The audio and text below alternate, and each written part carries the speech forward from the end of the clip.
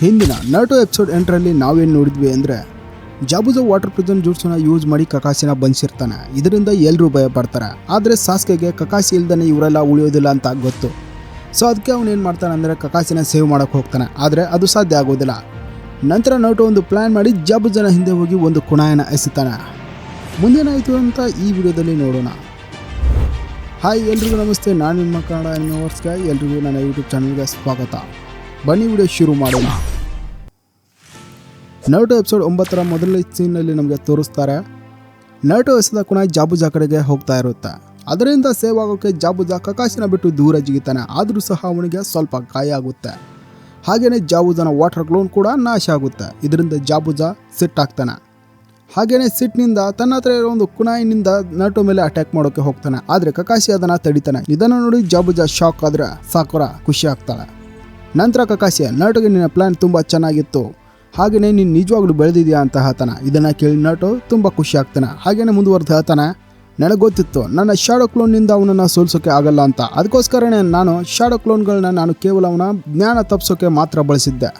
ಅವನು ನನ್ನ ಕ್ಲೋನ್ನೊಂದಿಗೆ ಹೋರಾಡ್ತಾ ಇರುವಾಗ ನಾನು ನನ್ನನ್ನು ರಹಸ್ಯವಾಗಿ ಡಿಮಂಡ್ ವಿನ್ ಶಿರೋಕನಾಗಿ ಟ್ರಾನ್ಸ್ಫಾರ್ಮ್ ಆದೆ.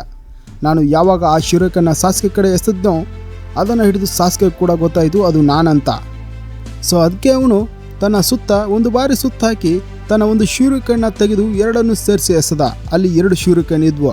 ಒಂದು ನಿಜವಾದ ಶೂರಿಕನ್ ಆದರೆ ಇನ್ನೊಂದು ಅದರ ನೆರಳಲ್ಲಿದ್ದ ನಾನು. ನನ್ನ ಟಾರ್ಗೆಟ್ ಜಾಬುಜಾ ಆಗಿದ್ದ. ಮತ್ತೆ ಮುಂದುವರೆದ ನಾಟೋ, ನನಗೆ ಗೊತ್ತಿತ್ತು ನಾನು ಜಾಬುಜಾನ ಸೋಲ್ಸೋಕ್ಕಾಗಲ್ಲ. ಸೊ ಅದಕ್ಕೆ ನಾನು ಕೇವಲ ನಿಮ್ಮನ್ನು ಬಿಡಿಸೋಕೆ ಬಂದೆ ಅಂತಾನೆ. ಸಾಕುರಾ ಅದನ್ನು ನೋಡಿ ಆಶ್ಚರ್ಯದಿಂದ, ಇವರು ಸಾಮಾನ್ಯವಾಗಿ ಇಬ್ಬರು ಯಾವಾಗಲೂ ಜಗಳಾಡ್ತಾನೆ ಇರ್ತಾರೆ, ಆದರೂ ಸಹ ಸಾಸ್ಕೆ ಮತ್ತು ನಾಟೋನ ಟೀಮ್ ವರ್ಕ್ ತುಂಬ ಚೆನ್ನಾಗಿದ್ದು ಅಂತಾಳೆ. ಈ ಕಡೆ ಕಕಾಸಿ, ಜಾಬುಜಾ ನಿನ್ನ ಅದೇ ಜುಟ್ಸು ನನ್ನ ಮೇಲೆ ಮತ್ತೊಂದು ಸಲ ಕೆಲಸ ಮಾಡಲ್ಲ ಅಂತಾನೆ. ಈ ಕಡೆ ಸಾಸ್ಕೆ ಮತ್ತು ಸಾಕುರಾ ಬ್ರಿಡ್ಜ್ ಬಿಲ್ಡರ್ ಟಜುನನ್ನು ಪ್ರೊಟೆಕ್ಟ್ ಮಾಡೋಕೆ ಅವನ ಮುಂದೆ ಬರ್ತಾರೆ. ಜಾಬುಜಾ ಶೂರಿಕೆನ್ನಿಂದ ಕಕಾಸಿ ಮೇಲೆ ಅಟ್ಯಾಕ್ ಮಾಡ್ತಾನೆ ಮತ್ತು ಕಕಾಸಿ ತನ್ನ ಪೂರ್ಣ ಶಕ್ತಿನ ಯೂಸ್ ಮಾಡಿಕೊಂಡು ಅದನ್ನು ದೂರ ಎಸೆತಾನೆ. ಮತ್ತು ಅವರಿಬ್ಬರು ಅಲ್ಲಿಂದ ದೂರ ಜಿಗಿತಾರೆ. ಜಾಬುಜಾ ಹ್ಯಾಂಡ್ ಸೈನ್ನ ಮಾಡ್ತಾ ಜುಟ್ಸನ್ನು ಮಾಡೋಕೆ ರೆಡಿ ಆಗ್ತಾನೆ. ಅದರ ನಂತರ ಕಕಾಸಿ ತನ್ನ ಶಾರಿಂಗನ್ನು ಯೂಸ್ ಮಾಡಿಕೊಂಡು ಅದನ್ನು ಕಾಪಿ ಮಾಡೋಕೆ ಶುರು ಮಾಡ್ತಾನೆ. ಇಬ್ಬರು ಹ್ಯಾಂಡ್ ಸೈನ್ನ ಮಾಡಿದ ನಂತರ ನೀರು ಅಲುಗಾಡೋಕ್ಕೆ ಶುರುವಾಗುತ್ತೆ. ನಂತರ ಅವರಿಬ್ಬರು ಒಂದು ಸಲ ಹೇಳ್ತಾರೆ ವಾಟರ್ ಡ್ರ್ಯಾಗನ್ ಜುಟ್ಸು. ನಂತರ ಅವರಿಬ್ಬರ ವಾಟರ್ ಡ್ರ್ಯಾಗನ್ಗಳು ಒಂದಕ್ಕೊಂದು ಹೋರಾಡ್ತವೆ. ಇದರಿಂದ ನೀರಿನ ಒಂದು ದೊಡ್ಡ ಅಲೆನೇ ನೆಲದ ಮೇಲೆ ಬರುತ್ತೆ. ಇದನ್ನೆಲ್ಲ ನೋಡಿ ಸಾಸ್ಕೆ ಅಲ್ಲಿ ಎಷ್ಟೊಂದು ಹ್ಯಾಂಡ್ ಸೈನ್ಸ್ ಇದ್ರೂ ಕಕಾಸಿ ಅದನ್ನೆಲ್ಲ ಕಾಪಿ ಮಾಡ್ದ ಅಂತ ಶಾಕ್ ಆಗ್ತಾನೆ. ಮತ್ತು ಈ ಕಡೆ ನೋಡ್ತೀವಿ ಜಾಬುಜಾ ಮತ್ತು ಕಕಾಸಿ ಒಬ್ರಿಗೊಬ್ರು ಹೋರಾಡ್ತಾ ಇರ್ತಾರೆ. ಅಲ್ಲಿ ಜಾಬುಜಾ ತನ್ನ ಮನದಲ್ಲೇನೆ ಹೇಳ್ತಾನೆ, ಇಲ್ಲಿ ಏನೂ ಸರಿ ಇಲ್ಲ. ನನಗೆ ಗೊತ್ತು ಶಾರಿಂಗನ್ನಿಂದ ಮುಂದೆ ಇರೋ ವ್ಯಕ್ತಿಯ ಜುಟ್ಸನ್ನ ನಿಖರವಾಗಿ ಕಾಪಿ ಮಾಡ್ಬೋದು ಅಂತ. ಆದರೆ ಇವನು ಒಂದೇ ಕ್ಷಣದಲ್ಲಿ ಇದನ್ನೆಲ್ಲ ಹೇಗೆ ಮಾಡ್ತಾ ಇದ್ದಾನೆ ಅಂತಾನೆ.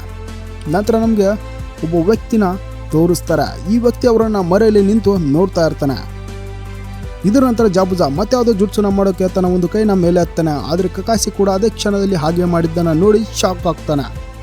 ಅವನು ಕೇವಲ ನನ್ನ ಜುಟ್ಸನ್ನ ಕಾಪಿ ಅಷ್ಟೇ ಮಾಡ್ತಾ ಇಲ್ಲ, ಅದನ್ನು ಅದೇ ಸೇಮ್ ಟೈಮ್ನಲ್ಲಿ ಮಾಡ್ತಾ ಇದ್ದಾನೆ. ಅಂದರೆ ಕಕಾಸಿ ಜಾಬುಜಾನ ಹ್ಯಾಂಡ್ ಸೈನ್ನ ಮಾಡೋ ಎಕ್ಸಾಕ್ಟ್ ಟೈಮ್ನಲ್ಲಿನೇ ಅದೇ ಹ್ಯಾಂಡ್ ಸೈನ್ನ ಮಾಡ್ತಾ ಇದ್ದಾನೆ. ನಂತರ ಜಾಬುಜಾ ಕಕಾಸಿ ತನ್ನ ಮೈಂಡ್ನ ಏನಾದರೂ ಓದ್ತಾ ಇದ್ದಾನ ಅಂತ ಸಿಟ್ಟಿನಿಂದ ಹ್ಯಾಂಡ್ ಸೈನ್ ಮಾಡೋಕ್ಕೆ ಶುರು ಮಾಡ್ತಾನೆ. ಆದರೆ ಕಕಾಸಿಯಿಂದ ತನ್ನ ಇಲ್ಯೂಷನ್ನ ನೋಡಿ ಶಾಕ್ ಆಗ್ತಾನೆ. ನಂತರ ಕಕಾಸಿ ವಾಟರ್ ಸ್ಟ್ರೈಲ್ ಜೈಂಟ್ ವಾಟರ್ ಜುಟ್ಸು ಅಂತಾನೆ. ಆಗ ನೀರು ಜಾಬುಜಾನ ಮೇಲೆ ಅಟ್ಯಾಕ್ ಮಾಡಿ ನೀರಲ್ಲಿ ಬೀಳುವಂತೆ ಮಾಡುತ್ತೆ. ಆಗ ಜಾಬುಜಾ, ನಾನು ಈಗಲೇ ಒಂದು ವಾಟರ್ ಮಾಡೋನಿದ್ದೆ, ಆದರೆ ಅವನಿಗೆ ನನಗಿಂತ ಮುಂಚೆ ಮಾಡ್ದ ಅಂತ ಶಾಕ್ ಆಗ್ತಾನೆ. ನೀರಲ್ಲೇ ತುಂಬ ಹರಡಿ ಜಾಬುಜಾನನ್ನ ಒಂದು ಮರಕ್ಕೆ ತಂದು ಬಡಿಯುತ್ತೆ. ಆಗ ಕಕಾಸಿ ಅವನಿಗೆ ಕುಣಾಯಿನ ಎಸೆದು, ಜಾಬುಜಾ ನೀನೀಗ ಸೋತೆ ಅಂತಾನೆ. ಆಗ ಜಾಬುಜಾ ಆಶ್ಚರ್ಯದಿಂದ, ನೀನೇನಾದರೂ ಭವಿಷ್ಯ ನೋಡ್ತೀಯಾ ಅಂತ ಕೇಳ್ತಾನೆ. ಅದಕ್ಕೆ ಕಕಾಸಿ, ಹಾಂ ಇದೇ ನಿನ್ನ ಕೊನೆ ಯುದ್ಧ ಅಂತ ಹೇಳಿ ಒಂದು ಕೊಣಾಯಿನ ತಗೊಂಡು ಜಾಬುಜಾನ ಮುಗಿಸೋಕೆ ಹೋಗೋ ಅಷ್ಟರಲ್ಲೇ ಕೆಲವೊಂದಿಷ್ಟು ನೀಡಲ್ಸ್ ಜಾಬುಜಾನ ಕುತ್ತಿಗೆಗೆ ಬಂದು ಬರ್ತಾವೆ. ಇದನ್ನು ನೋಡಿ ಎಲ್ಲರೂ ಶಾಕ್ ಆಗ್ತಾರೆ. ಕಕಾಸಿ ಇದನ್ನು ಮಾಡಿದ್ದು ಯಾರು ಅಂತ ನೋಡಿದ್ರೆ ಅಲ್ಲಿ ಅದೇ ಮಿಸ್ಟೀರಿಯಸ್ ವ್ಯಕ್ತಿ ಇರ್ತಾನೆ. ಆ ವ್ಯಕ್ತಿ ಕಕಾಸಿಗೆ, ನೀವು ಸರಿಯಾಗಿ ಹೇಳಿದ್ರೆ ಇದು ಇವನ ಕೊನೆ ಬ್ಯಾಟಲ್. ನಂತರ ಕಕಾಸಿ ಜಾಬುಜಾನ ನಾಡಿ ಚೆಕ್ ಮಾಡ್ತಾನೆ ಮತ್ತು ನಾಡಿ ಬಡಿಯೋದ್ರಿಂದ ಜಾಬುಜಾ ಸತ್ತೋಗಿದ್ದಾನೆ ಅಂತ ಕಕಾಸಿ ತಿಳ್ಕೊತಾನೆ. ನಂತರ ಆ ಮಿಸ್ಟೀರಿಯಸ್ ವ್ಯಕ್ತಿ ಕಕಾಸಿಗೆ, ನಿಮಗೆ ತುಂಬ ಥ್ಯಾಂಕ್ಸ್, ನಾನು ತುಂಬ ಸಮಯದಿಂದ ಜಾಬುಜಾನ ಕೊಲ್ಲಬೇಕು ಅಂದ್ಕೊಂಡಿದ್ದೆ ಅಂತಾನೆ. ನಂತರ ಕಕಾಸಿ ಆ ವ್ಯಕ್ತಿಗೆ, ನಿನ್ನ ಮಾಸ್ಕ್ ನೋಡಿದರೆ ನೀನು ಒಬ್ಬ ಹಿಡನ್ನಿಂದ ಮಿಸ್ನ ಒಬ್ಬ ಟ್ರಕ್ಕರ್ ನಿಂಜ ಅಂತ ಅನಿಸುತ್ತೆ ಅಂತ ಹೇಳ್ತಾನೆ. ಇದಕ್ಕೆ ಆ ವ್ಯಕ್ತಿ, ಏನು ಆಶ್ಚರ್ಯ, ನಿಮಗೆ ತುಂಬ ಮಾಹಿತಿ ಇದೆ ಅಂತಾನೆ. ಇದನ್ನೆಲ್ಲ ನೋಡಿ ನಾಟೋ ಸಿಟ್ಟಿನಿಂದ ಟ್ರ್ಯಾಕರ್ ಅಂದರೆ ಏನು ಅಂತಾನೆ. ಅದಕ್ಕೆ ಸಾಕುರಾ, ಯಾವಾಗ ಒಬ್ಬ ನಿಂಜ ತನ್ನ ವಿಲೇಜ್ನ ಎಲ್ಲ ಸೀಕ್ರೆಟ್ಗಳನ್ನ ತನ್ನ ಜೊತೆ ತಗೊಂಡು ಹೋಗ್ತಾನೋ ಆಗ ಒಬ್ಬ ಸ್ಪೆಷಲ್ ನಿಂಜಾ ಅವನನ್ನು ಕೊಲ್ಲೋಕೆ ಅವನ ಹಿಂದೆ ಬಿಡ್ತಾನೆ, ಯಾಕಂದರೆ ಅವರ ಯಾವುದೇ ಸೀಕ್ರೆಟ್ಸ್ ಲೀಕ್ ಆಗಬಾರ್ದು ಅಂತ. ಇದಕ್ಕೆ ಆ ವ್ಯಕ್ತಿ, ನೀವು ಸರಿಯಾಗಿ ಹೇಳಿದರೆ, ನಾನು ಹಿಡನ್ ದ ಮಿಸ್ನ ಇಲಿಟ್ ಟ್ರ್ಯಾಕಿಂಗ್ ಯೂನಿಟ್ ನಿಂಜಾ, ಜಾಬುಜನ ತಡೆಯೋದು ನನ್ನ ಕರ್ತವ್ಯ ಆಗಿತ್ತು ಅಂತಾನೆ. ಇದಕ್ಕೆ ಕಕಾಶಿ ತನ್ನ ಮನದಲ್ಲಿ ಅನ್ಕೋತಾನೆ, ಈತನ ಧ್ವನಿ ಮತ್ತು ಎತ್ತರ ನೋಡಿದರೆ ಇವನು ಸೇಮ್ ನಟೋನ ವಯಸ್ಸಿನವನೇ ಇರಬಹುದು, ಹಾಗಿದ್ರೂ ಸಹ ಇವನೊಬ್ಬ ಇಲಿಟ್ ನಿಂಜಾ, ಹಾಗಾಗಿ ಇವನ್ಯಾವುದು ಸಾಮಾನ್ಯ ಹುಡುಗ ಅಲ್ಲ ಅನ್ಕೋತಾನೆ. ಇದನ್ನೆಲ್ಲ ನೋಡಿ ನಟೋ ಸಿಟ್ಟಿನಿಂದ ಆ ವ್ಯಕ್ತಿ ಬಳಿ ಬಂದು, ನಿನ್ನನ್ನು ಏನು ಅನ್ಕೊಂಡಿದ್ದೀಯಾ ಅಂತಾನೆ. ಇದಕ್ಕೆ ಕಕಾಶಿ ಸಮಾಧಾನ ನಟೋ, ಅವನು ನಮ್ಮ ಶತ್ರು ಅಲ್ಲ ಅಂತಾನೆ. ಅದಕ್ಕೆ ನಟೋ, ಮಾತು ಅದಲ್ಲ, ನೀವು ನೋಡಿದ್ರಲ್ಲ ಅವನೇನು ಮಾಡ್ದ ಅಂತ. ಜಾಬುಜನ ತುಂಬ ಶಕ್ತಿಶಾಲಿಯಾಗಿದ್ದ, ಆದ್ರೂ ನನ್ನದೇ ವಯಸ್ಸಿನ ಈ ವ್ಯಕ್ತಿ ಅವನನ್ನು ಕೇವಲ ಒಂದೇ ಬಾರಿಗೆ ಮುಗಿಸ್ದ. ಅಂದರೆ ಇದು ನಮ್ಮನ್ನು ಏನು ಮಾಡುತ್ತೆ, ನಾವು ಯಾವಾಗಲೂ ಏನಾದರೂ ಒಂದು ಗಡಿಬಿಡಿ ಮಾಡ್ತೀವಿ, ನಮಗೆ ಏನೂ ಬರಲ್ಲ ಅಂತ ಸಿಟ್ಟಿನಿಂದ ಹಾತನ. ಇದಕ್ಕೆ ಕಕಾಶಿ ಅವನ ಬಳಿ ಬಂದು, ನೀನು ಒಪ್ಕೋ ಅಥವಾ ಇಲ್ಲ, ಇದು ಸಾಧ್ಯ ನರುಟೋ ಅಂತ ಅಂದು ಅವನ ತಲೆ ಮೇಲೆ ಕೈ ಇಟ್ಟು, ಈ ಪ್ರಪಂಚದಲ್ಲಿ ಎಂಥ ಮಕ್ಕಳು ಇದ್ದಾರೆ ಅಂದರೆ ವಯಸ್ಸಿನಲ್ಲಿ ನಿನಗಿಂತ ಸಣ್ಣವರು ಆದ್ರೂ ಬಲದಲ್ಲಿ ನನಗಿಂತ ಶಕ್ತಿವಂತರು ಅಂತ ಹೇಳ್ತಾನೆ. ಇದರ ನಂತರ ಆ ಮಿಸ್ಟೀರಿಯಸ್ ವ್ಯಕ್ತಿ ಜಾಬುಜನ ತನ್ನ ತೋಳಲ್ಲಿ ಎತ್ಕೋತಾನೆ ಮತ್ತು ಇವ್ರಿಗೆ ಹೇಳ್ತಾನೆ, ನಿಮ್ಮ ಸಮಸ್ಯೆಗೆ ಇಲ್ಲೇ ಮುಗೀತು, ಮುಂದಿನ ಕೆಲಸ ನಾನು ನೋಡ್ಕೋತೀನಿ. ಇವನ ಶರೀರದಲ್ಲಿ ತುಂಬ ರಹಸ್ಯಗಳು ಅಡಗಿವೆ, ಅದಕ್ಕಾಗಿ ಇದು ಕೆಟ್ಟ ವ್ಯಕ್ತಿಗಳ ಕೈಗೆ ಸೇರಬಾರ್ದು ಅಂತ ಹೇಳಿ ಆ ವ್ಯಕ್ತಿ ಅಲ್ಲಿಂದ ಹೋಗ್ತಾನೆ. ಇದರ ನಂತರ ಕಕಾಶಿ ತನ್ನ ಶಾರಿಂಗನ್ ಇರೋ ಕಣ್ಣನ್ನು ತನ್ನ ಹೆಡ್ ಬ್ಯಾಂಡ್ನಿಂದ ಮುಚ್ತಾನೆ. ಈ ಕಡೆ ನರುಟೋ ನೆಲಕ್ಕೆ ಬಡಿತಾ, ಅವನಿಗೆ ಹೋಲಿಸಿದ್ರೆ ನಾವು ಏನೂ ಅಲ್ಲ ಅಂತ ಸಿಟ್ಟಿನಿಂದ ಹೇಳ್ತಾನೆ. ಇದನ್ನು ನೋಡಿ ಸಕುರಾಗೂ ಕೂಡ ಸ್ವಲ್ಪ ಬೇಜಾರಾಗುತ್ತೆ. ಇದನ್ನು ನೋಡಿ ಕಕಾಶಿ ನರುಟೋನ ಕೈ ಹಿಡಿದು, ಒಂದು ನಿಂಜಾ ಆಗಿ ನಮ್ಮ ಎದುರು ಯಾವಾಗಲೂ ಕಠಿಣ ಸವಾಲುಗಳಿಗೆ ಎದುರಾಗುತ್ತೆ, ನಿನ್ನ ಈ ಸಿಟ್ಟನ್ನು ಉಳಿಸ್ಕೋ, ನಮ್ಮ ಮುಂದಿನ ಶತ್ರುಗೋಸ್ಕರ ಅಂತಾನೆ.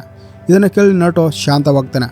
ನಂತರ ಕಕಾಶಿ, ನಮ್ಮ ಮಿಷನ್ ಇನ್ನೂ ಪೂರ್ತಿಯಾಗಿಲ್ಲ, ನಾವು ಬ್ರಿಡ್ಜ್ ಬಿಲ್ಡರ್ನ ಸರಿಯಾಗಿ ಅವರ ಬ್ರಿಡ್ಜ್ ಹತ್ರ ತಲುಪಿಸ್ಬೇಕು ಅಂತಾನೆ.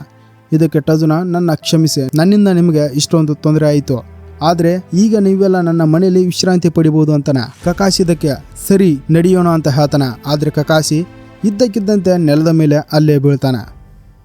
ಇಲ್ಲಿಗೆ ಈ ಎಪಿಸೋಡ್ 9 ಮುಗಿಯುತ್ತೆ. ನೀವು ಇಷ್ಟ ಆದರೆ ಒಂದು ಲೈಕ್ ಕೊಡಿ ಬಾಸ್, ಮತ್ತು ಇದೇ ರೀತಿ ಹೆಚ್ಚಿನ ಅನಿಮೆ ವಿಡಿಯೋಸ್ಗಳನ್ನ ನೋಡೋಕ್ಕೆ ನನ್ನ ಚಾನಲ್ನ ಸಬ್ಸ್ಕ್ರೈಬ್ ಮಾಡಿ, ಹಾಗೆಯೇ ಬೆಲ್ ಐಕಾನ್ ಆನ್ ಮಾಡೋದನ್ನು ಮರಿಬೇಡಿ. ಹಾಗೆಯೇ ಈ ವಿಡಿಯೋನ ನಿಮ್ಗೆ ಇಷ್ಟ ಆದವ್ರ ಜೊತೆ ಶೇರ್ ಮಾಡೋದನ್ನು ಮರಿಬೇಡಿ. ನಾನು ಇದೇ ರೀತಿಯಾದ ಮತ್ತೊಂದು ಕನ್ನಡ ಅನಿಮೆ ಎಕ್ಸ್ಪ್ಲನೇಷನ್ ವಿಡಿಯೋದೊಂದಿಗೆ ಮತ್ತೆ ಸಿಗ್ತೀನಿ. ಅಲ್ಲಿವರೆಗೂ ಬಾಯ್, ಥ್ಯಾಂಕ್ಸ್ ಫಾರ್ ವಾಚಿಂಗ್, ಮತ್ತೆ ಸಿಗೋಣ. You forgot to like the video. Hurry before Sasuke finds out. ನಾನು ಬೇರೆ ಯಾರಿಗೂ ಹೀರೋ ಅಲ್ಲ, ನನಗೆ ಮಾತ್ರ ಹೀರೋ.